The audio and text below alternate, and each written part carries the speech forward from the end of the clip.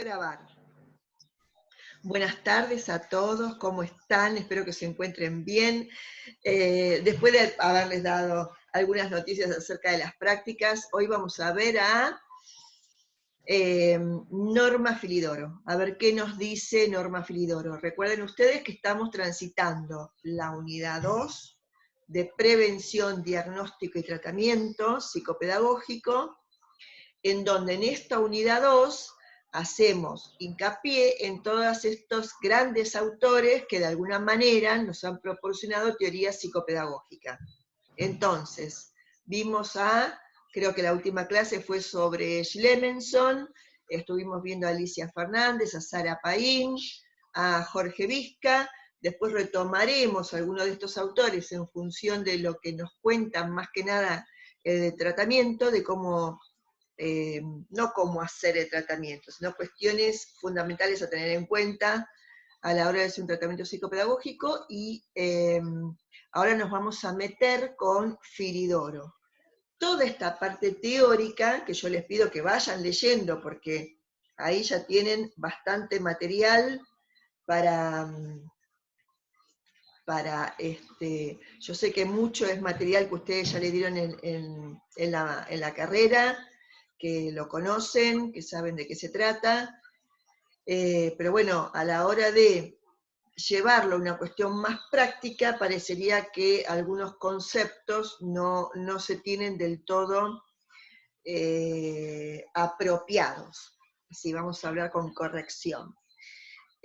Y bueno, y está bueno que eso pase porque ustedes nunca han hecho un tratamiento psicopedagógico y nunca se han abocado a hacer unos cuantos diagnósticos psicopedagógicos.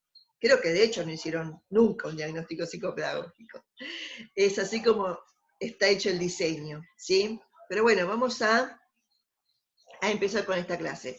Y ustedes ya saben que pueden, buenas tardes, que me saludan por el chat, si quieren decirme algo, habilitan sus micrófonos y conversamos, ¿sí?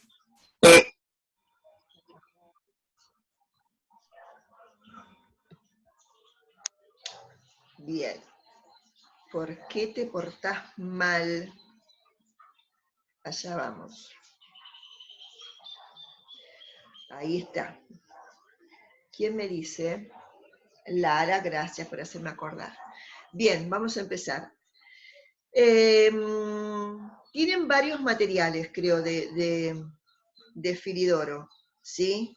Hoy vamos a tratar de ver dos de ellos. Uno que tiene que ver con los tiempos lógicos, que es del libro Diagnóstico Psicopedagógico, los contenidos escolares. Es fundamental que lean este libro y más que nada que lean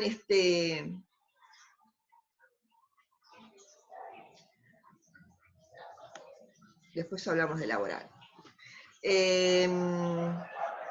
Sobre todo cuando ella, voy a cerrar una puerta que hay mucho lío de perro.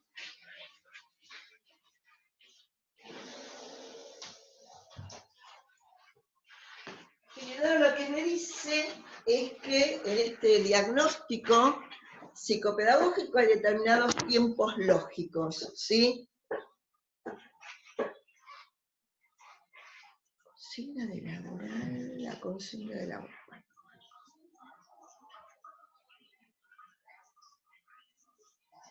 ¿Cómo que no estoy grabando? Sí, estoy grabando.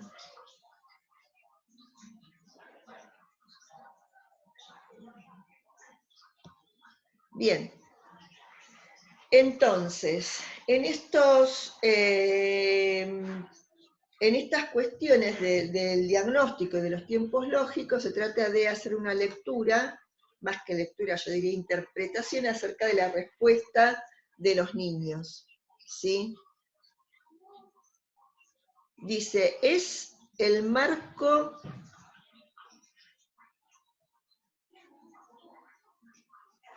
Es el marco conceptual del psicopedagogo lo que sostiene y dirige la mirada sobre el niño, no solo haciendo visible determinadas producciones y otras no, sino también asignándoles determinados sentidos y no otros.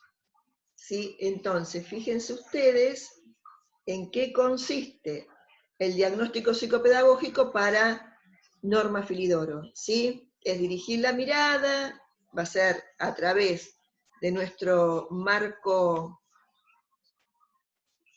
conceptual,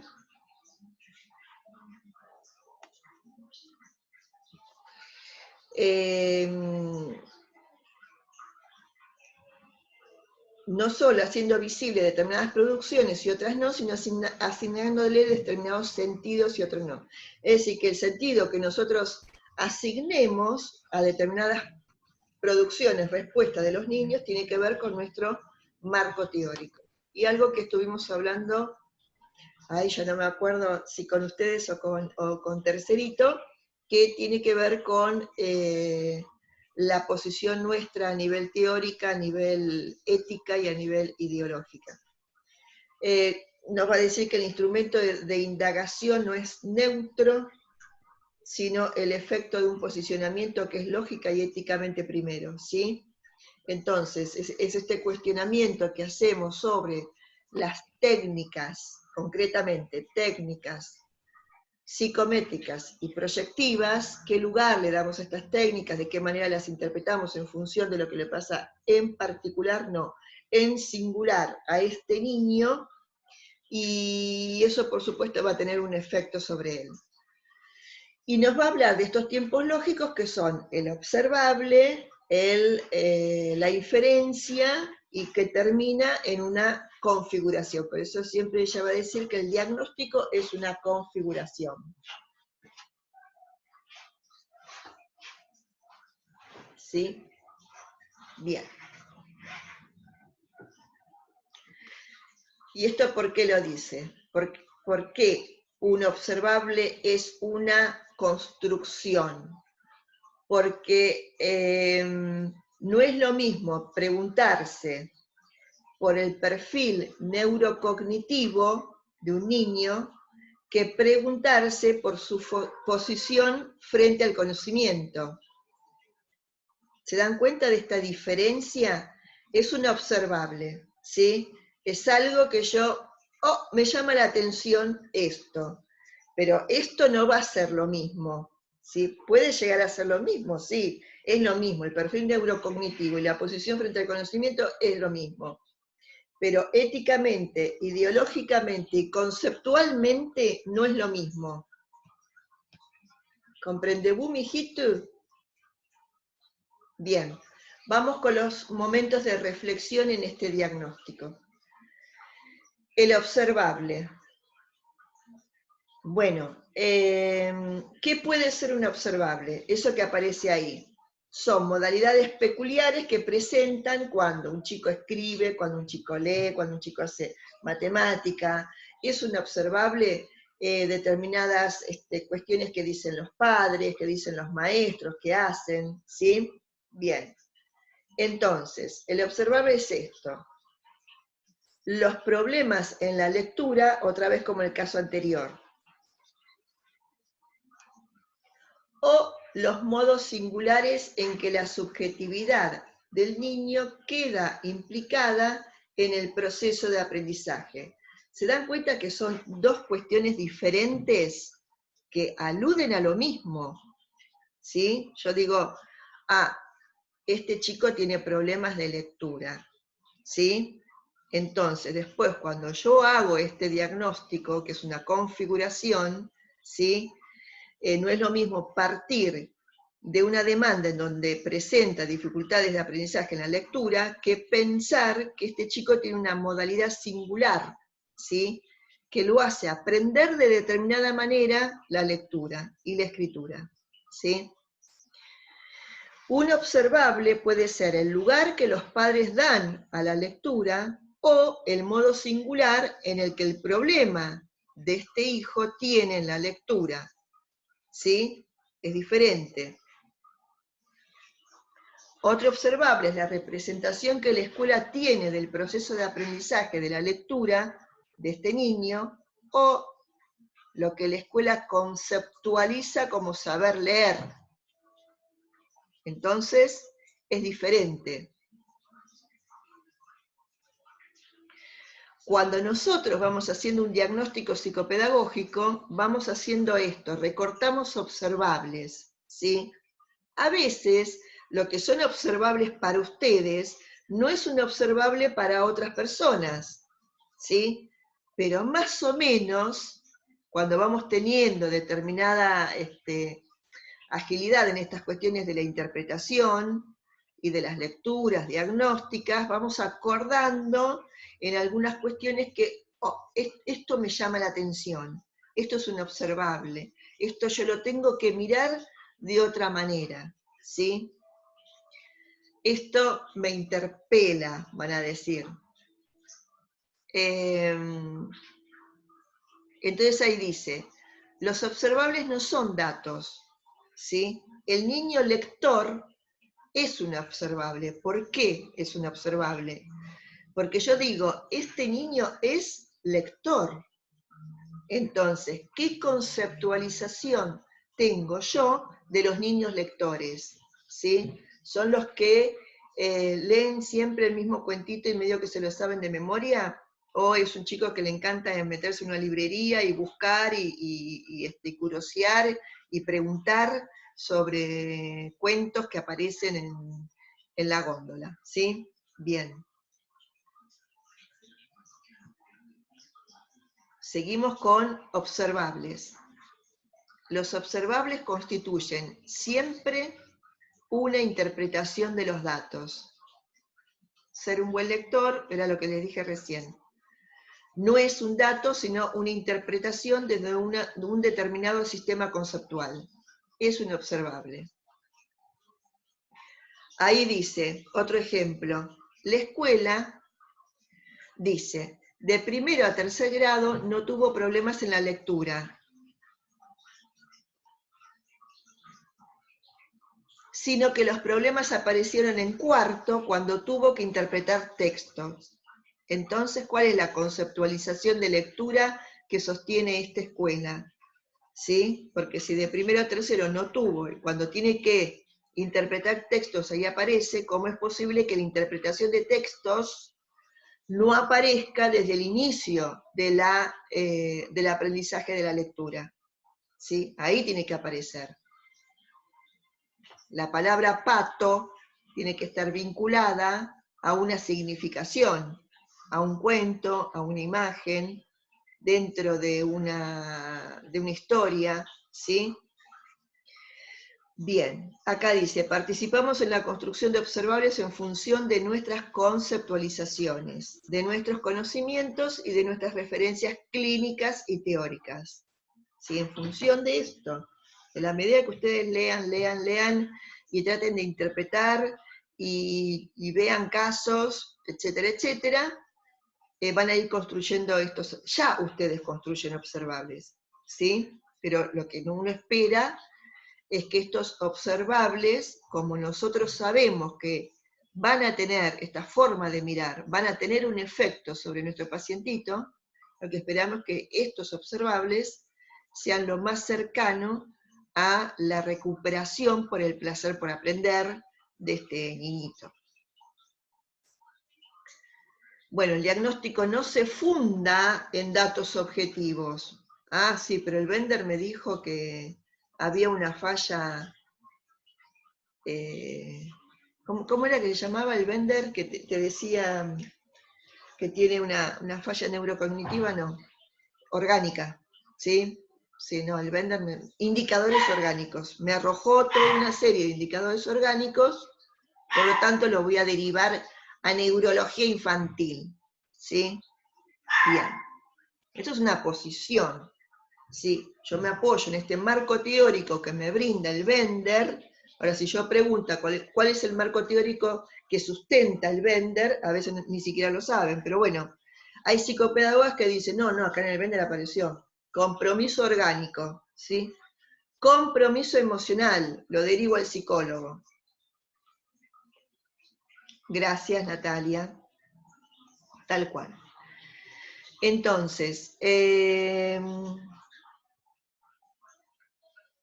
un segundo momento, que no son momentos, dice, un segundo de nivel de las inferencias, ¿no? Porque a veces dice, no es que lo observable se da primero y la inferencia después, a veces van juntos, a veces se separan, ¿sí?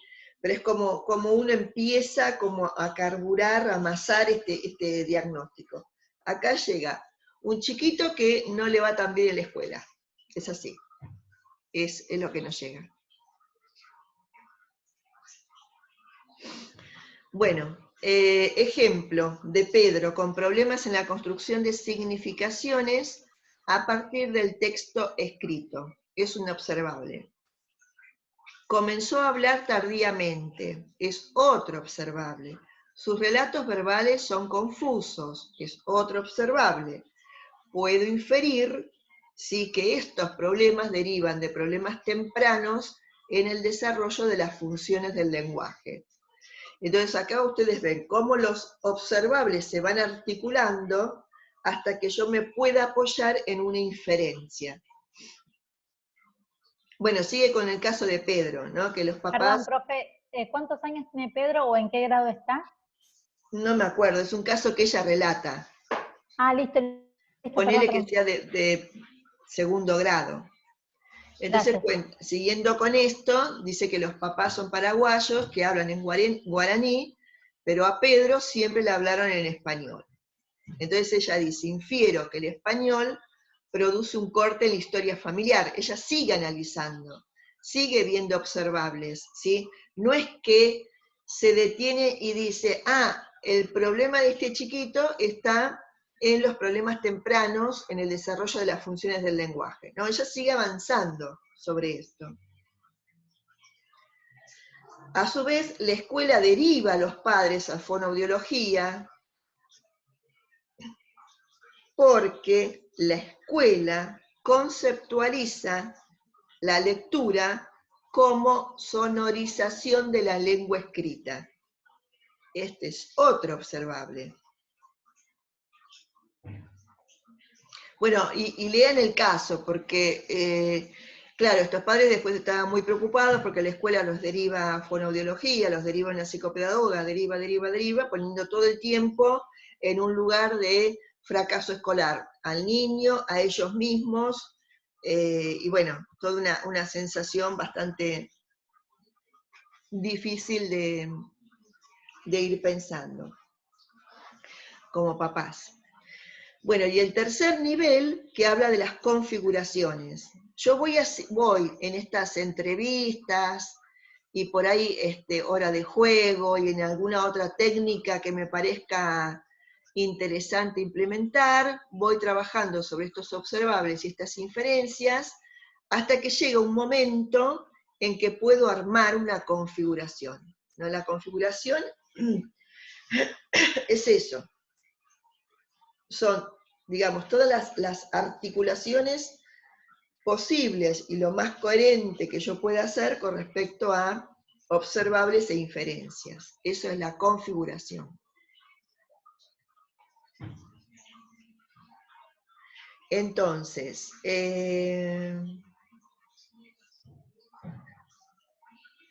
problema no son del niño, pero él los manifiesta, no son del aprendizaje, pero ya aparecen, etcétera, etcétera. Después les dejo o sea, este PowerPoint es como un resumen de lo que ustedes tienen que leer. O sea, primero, acá está la clase, ya están bien orientados. Vayan y lean, porque todo el tiempo ella juega con casos y con ejemplos, ¿no? Que por ahí es más rico por ese lado.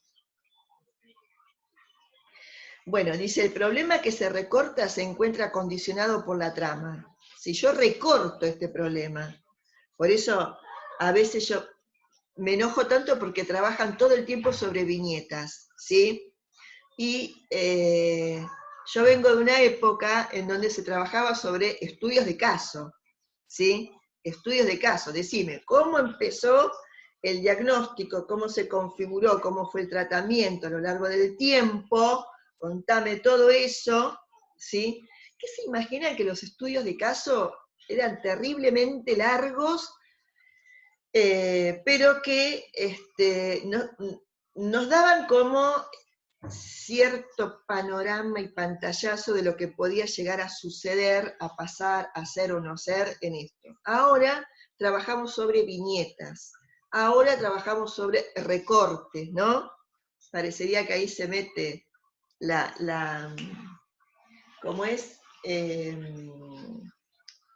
Bueno, me iba a ir por el lado de la filosofía. Voy a lo mío. Bien, acá dice, el CI no es un dato, es un observable.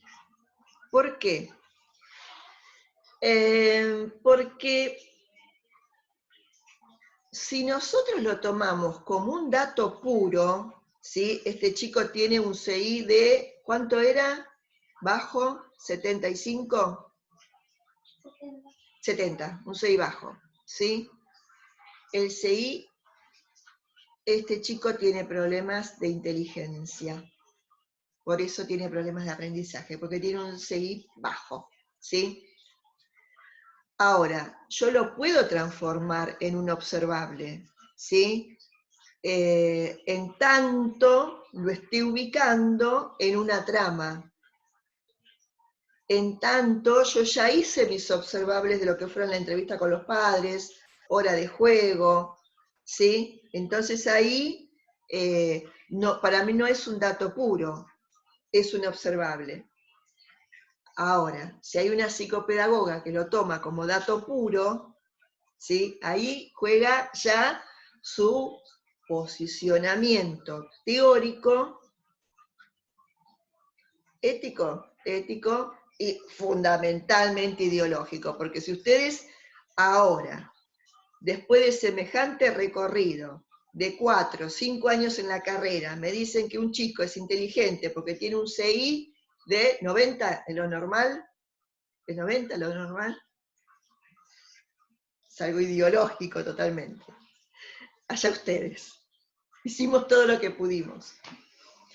Bien, acá dice, ejemplo, en el WIS, los problemas de lectura son consecuencias del bajo CI. Otra mirada entiende que nos quedan 10 minutos y volvemos a entrar por la misma...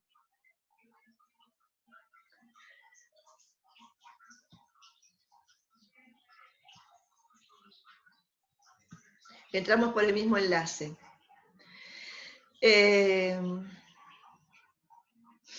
Otra mirada entiende que el bajo CI para la escala verbal es consecuencia de los problemas que Pedro presenta en la comprensión del lenguaje. Parten del mismo observable, ¿sí?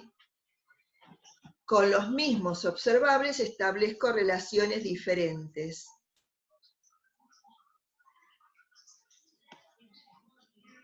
Exacto, acá dice Javier, lo disminuye a un porcentaje.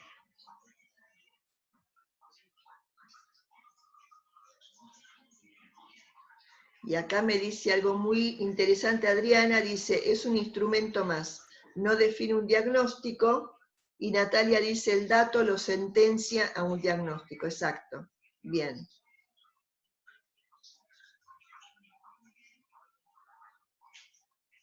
Exacto, bien, bien. Vamos en la misma línea. Los instrumentos no son neutrales, guardan relación con la conceptualización del investigador.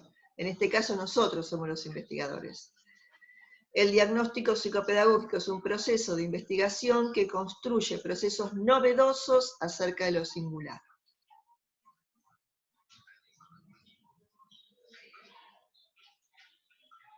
Un diagnóstico no debería definir a la persona, dice Romina. Exacto, tal cual. Y acá dice, no existe un instrumento en el que el psicopedagogo no se encuentre implicado en su posición. Todo el tiempo nos encontramos implicados. Hablamos de procesos, establecer relaciones, problemas que presenta para construir determinados aprendizajes que la escuela propone,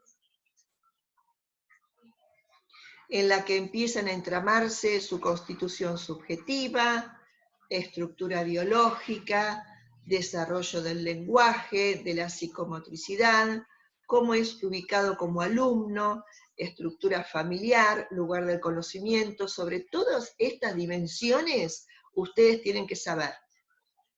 ¿Sí? Porque acá es el momento de la integración. Entonces, ¿qué es la constitución subjetiva? ¿Cómo se construye? ¿Qué saben de la estructura biológica? ¿Qué es de maduración, crecimiento y desarrollo? ¿Cómo juega? ¿Sí?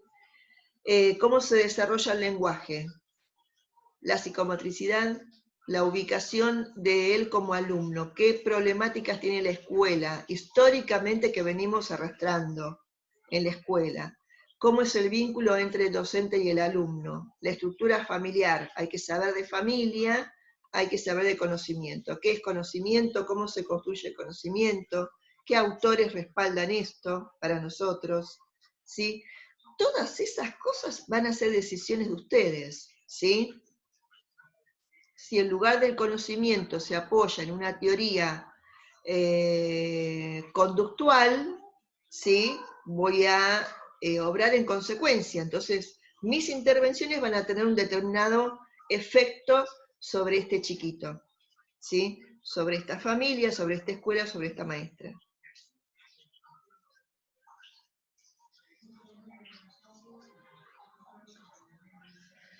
Bueno, acá me dice, mirá, puse, el diagnóstico es siempre abierto, pero los padres deben recibir una respuesta. Y me puse entre paréntesis, acordate del no diagnóstico. Se supone que lo tenía que borrar, pero esto es así. Resulta que, no sé si se los conté, y si se los conté, se los vuelvo a repetir, ¿sí? ¿Qué pasa con el no diagnóstico? Es algo que se sostiene en las escuelas, en los equipos de orientación escolar de las escuelas de la provincia. Sostienen el no diagnóstico. Y nosotros, egresados, profesores y egresados del Instituto 46, tienen la fama de hacer diagnósticos psicopedagógicos basados pura y exclusivamente en técnicas, tanto proyectivas como psicométricas. Esa es la fama que nosotros tenemos, ¿sí? Y de alguna manera me la han corroborado las inspectoras con las que estuve hablando, ¿sí? Entonces ellos sostienen esto del no diagnóstico, ¿sí? Yo sé a lo que van, pero no sé si ustedes lo saben, ¿sí? Entonces, lo que va a decir Filidoro como algo muy coherente es que el diagnóstico siempre es abierto, nosotros nunca, jamás, vamos a dar un diagnóstico, este chiquito tiene un TGD, o eso, una ADD, o es ¿qué? ¿Cuál otro diagnóstico hay de estos? PDD, Momomé, qué sé yo. TEL. El oposicionista desafiante. ¿Qué, Adriana? Decime. Déficit de atención. Déficit de atención, ¿sí? Bien. TEL, acá me dice Adriana. Sí, bueno. O sea, son diagnósticos psiquiátricos que están sustentados por determinada corriente teórica, ¿sí? Bien. Ahora, si ustedes estudian mucho sobre esta línea neurocognitiva, neuropsicopedagógica, y sí, creo que hay técnicas específicas, ¿no?, con los cuales ustedes pueden trabajar estos diagnósticos. Pero va a depender de la elección que ustedes hagan con respecto a esto, ¿sí? En el mientras tanto, lo que dice Filidoro, por supuesto que no está de acuerdo con esta línea neurocientífica, y ella dice, si bien el diagnóstico siempre va a estar abierto, pero necesariamente los padres tienen que recibir una respuesta de qué es lo que le pasa, ¿sí? Exacto. Dice Romina, ¿qué hace el profesional con el diagnóstico de su alumno? Si es un determinante, claro, es un problema, ¿sí? Bien. Claro, porque muchas veces, perdón, profe, pero muchas veces ese es el problema. No creo que el diagnóstico en sí, sino cómo se toma el diagnóstico. Es como que, bueno, no sé, tiene TEL, bueno, si no viene la maestra o, no sé, tiene ADD, si no viene la maestra, la APND, Bueno, yo no estudié para esto. O sea, se les quita no sé, se lo deja de ver como sujeto de derecho, se lo deja de ver como niño, se lo deja de ver como y se lo ve como ADD. Exacto. Yo que soy profe de apoyo, a veces entro a las aulas y la maestra dice, hola, ¿cómo están? Chicos, miren, ella va a venir a ayudar a ellos dos. Y vos decís, no. Entonces, y eso que estamos hablando de niños sin diagnóstico, solamente que tienen algún problema y que, nada, necesitan tal vez un poco más de apoyo para aprender algún tema. Por eso, no sé cuán mal es el diagnóstico, tampoco digo que vayamos tirando diagnósticos como lluvia, ¿no? Pero el diagnóstico ayuda si uno lo toma como profesional.